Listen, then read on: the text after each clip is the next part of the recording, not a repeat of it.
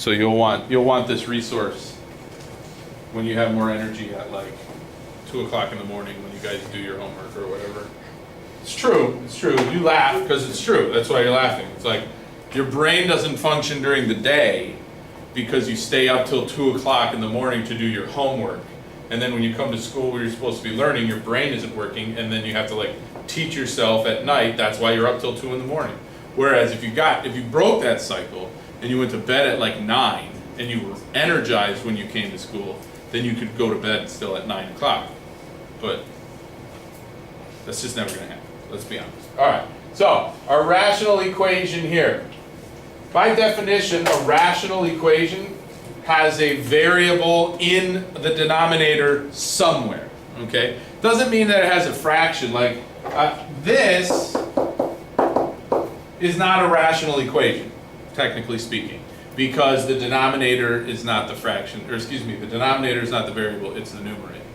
This is really the same thing as this.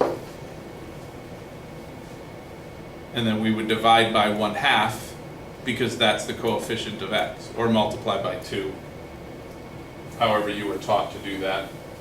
There'll probably be a couple of examples of that when you get to the modules for solving linear equations, but we're not there, we're here. So this is considered a rational equation because we have a fraction, and within that fraction is a variable in the denominator. And the approach to this, just to reiterate, multiply by both sides of the equation by the lowest common denominator of all the fractions. Well, there's only really one fraction here. And so the lowest common denominator is the denominator of that fraction.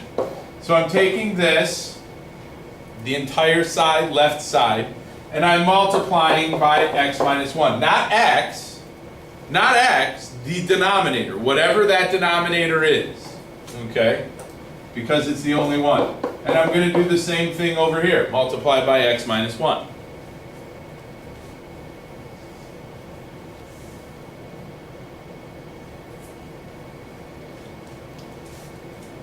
Doing that cancels the denominator that had that variable to begin with.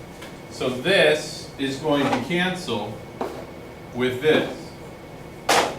The negative 12 remains, right? The negative that was in front of the fraction, it's still there with the 12.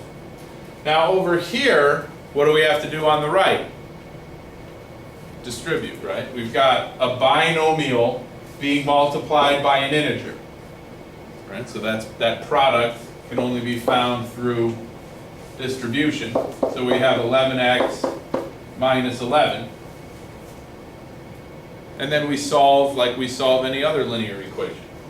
Add 11 to both sides, divide both sides by 11.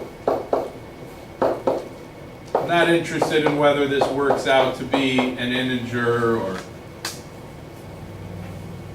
doesn't really matter what the answer is at this point. We're worried about the process. Question?